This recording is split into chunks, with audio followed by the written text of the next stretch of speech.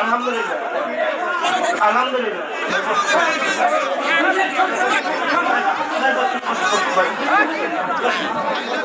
আলহামদুলিল্লাহ সম্মানিত ভাইরা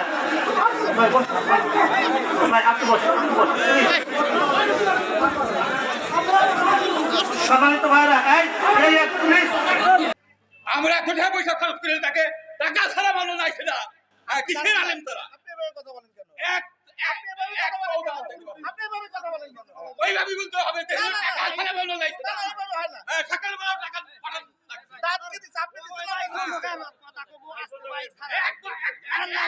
দেখতে দিব না যদি এখানে ফর্ম করে ফেলা দেয় এইবার পাবনা নাকি এক পাও যাইতে দিব না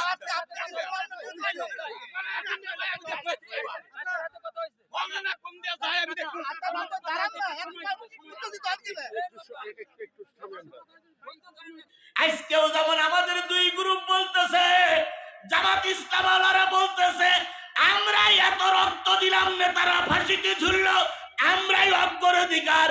বিএনপি বলতেছে আমরাই আগে যাব, তোমরা পরে এসো। এখন সেই জামাত আর বিএনপি গুতুগুতি, মাঝখানে বিপদে পড়ে গেছি আমরা।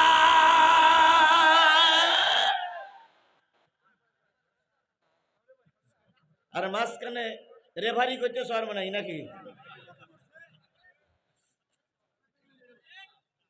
সব তো ঠিক, তা বেঠিক কোনটা?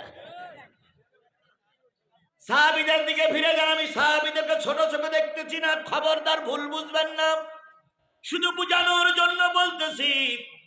মঙ্গলবারের দিন চলে গেল, বুধবারের জোহরের নামাজ হয়ে গেল, তখনও পর্যন্ত সিদ্ধান্তে উপনীত হতে পারেন নাই।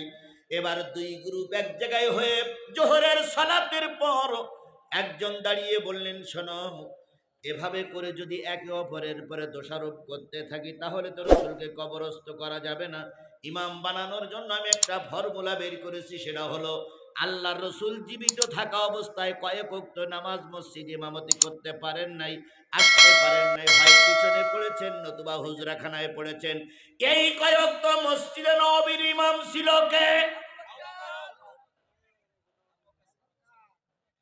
এই কয়েকত মসজিদের ইমাম ছিল কে? তাহলে বোঝা গেল নবী আবু বকরকে ইমাম বানানোর জন্য ইঙ্গিত দিয়ে গেছে। সুতরাং আমার মত, আল্লাহর নবীর পরিবর্তে মদিনার খেলাফতের দায়িত্ব নেবে আবু বকর।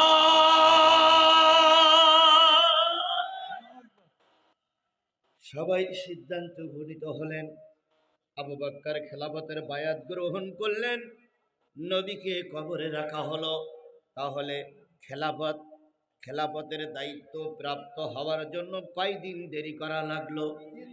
তাহলে নেতা নির্বাচন করা যদি সুন্নত হতো, নেতা নির্বাচন করা যদি মুস্তাহাব হতো, নেতা নির্বাচন করা যদি নফল হতো, নেতা নির্বাচন করা যদি ওয়াজিব হতো, আল্লাহ নবীকে কবরে রাখার পরে নেতা নির্বাচন হতো না? না, নেতা নির্বাচন করা ছিল ফরজ।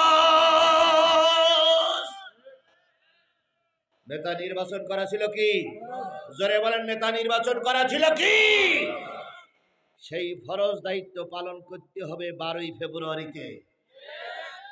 তাহলে নেতা নির্বাচন করা কিন্তু সুন্নত নয়, মুস্তাহাব নয়, ওয়াজিব নয়। নেতা নির্বাচন করা কি? সেই ফরজ দায়িত্ব পালন করার ব্যাপারে সকলকে দায়িত্ববান হতে হবে। গড়িমসি করলে বামপন্থীরা মাথা উঁচু করবে। কথা বলেন, কথা বলেন, কথা বলেন।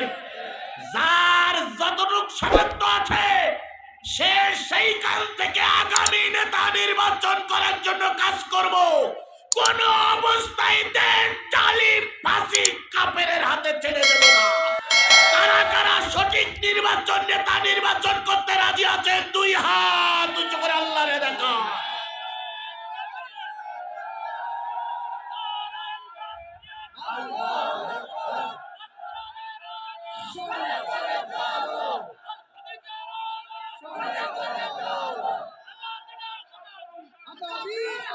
লিল্লাহে তাকবীর। হাত নামান।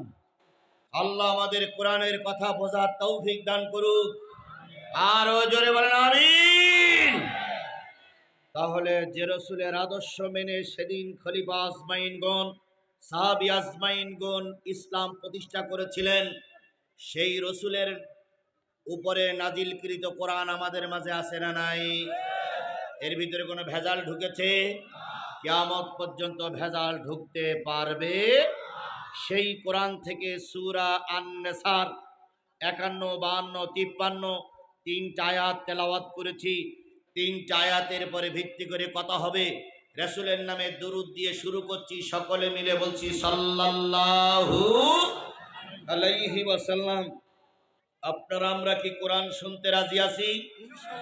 সবাই মিলে বলেন কোরআন শুনতে রাজি আছি। আমিও কোরআন বলতে রাজি। আল্লাহ রহমতে আমরা সবাই শেষ মোনাজাত না করে কেউ বাড়ি যাব না। খুবই গুরুত্বপূর্ণ কথা হবে, তবে কোনো দল মতের বিরুদ্ধে নয়। যা হবে সব কি দিয়ে? জোরে বলেন, যা হবে সব কি দিয়ে? এখানে যে দলের লোক থাকেন আপনারা আমাদের ভাই।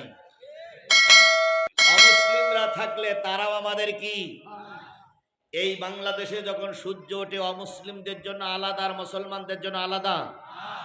এই বাংলাদেশে যখন বৃষ্টি হয় তখন অমুসলিমদের জন্য আলাদা, মুসলমানদের জন্য আলাদা। এই দেশে যখন ট্যাক্স ধরা হয় তখন মুসলমানদের জন্য আলাদা, অমুসলিমদের জন্য আলাদা। এই দেশে যখন সরকার গঠন হয় মুসলমানের সরকার আলাদা, হিন্দুর সরকার আলাদা। তাহলে সব যখন এক, ওনারাও আমাদের ভাই। আমার শরীর কাটলে রক্ত লাল না সাদা? হিন্দু ভাইয়ের শরীর কাটলে রক্ত লাল না সাদা?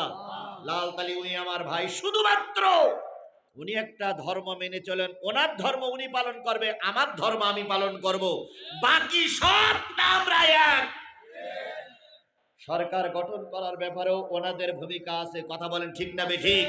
সঠিক সিদ্ধান্ত যদি না নিতে পারে তাহলে ওনাদেরও পছন্দ লাগবে। এই জন্য আমরা সবাই মিলে কোরআনের পক্ষে থাকবো ইনশাআল্লাহ।